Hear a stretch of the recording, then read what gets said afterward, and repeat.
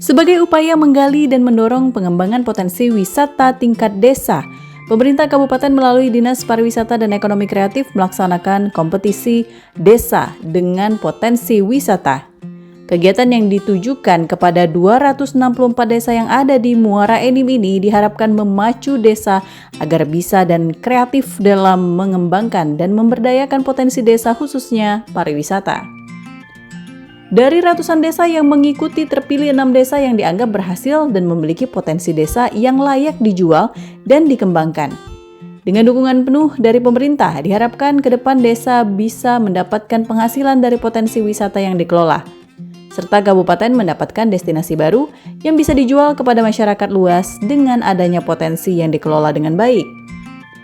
Dikatakan Bupati Muara Enim, Haji Edison, dirinya mengapresiasi kegiatan yang dilaksanakan oleh Dinas Pariwisata ini yang membuat desa termotivasi dan kreatif dalam memajukan desa. Menurutnya, destinasi wisata ke depannya sudah menjadi kebutuhan, baik itu dari segala golongan dan latar belakang. Oleh karena itu juga, Pemkab Muara Enim menegaskan pihaknya berkomitmen untuk memperbaiki fasilitas destinasi wisata yang ada. Ada 16 yang masuk kriteria dan diperlombakan, dan tadi sebagaimana kita ketahui sudah diumumkan berdasarkan kriteria ada 3 juara, 1, 2, dan 3 dan harapan 1, 2, dan 3. Kita memberikan apresiasi kepada para kepala desa yang begitu berinisiatif, punya inovasi untuk memajukan desa di desa masing-masing wisatanya. Kemudian tentu disupport dari Dinas Pariwisata dan Ekonomi Kreatif Kabupaten Muara Enim. Kedepannya, karena desa ini, pariwisata ini sudah merupakan kebutuhan baik dari segala golongan usia. Karena itu mereka kita minta agar berkreasi, inovatif, visioner, menata masa depan, apa potensi wisata yang ada di desa masing-masing, silakan dikembangkan. Pemerintah Kabupaten Muara Enim untuk memberi fasilitas dan mendorong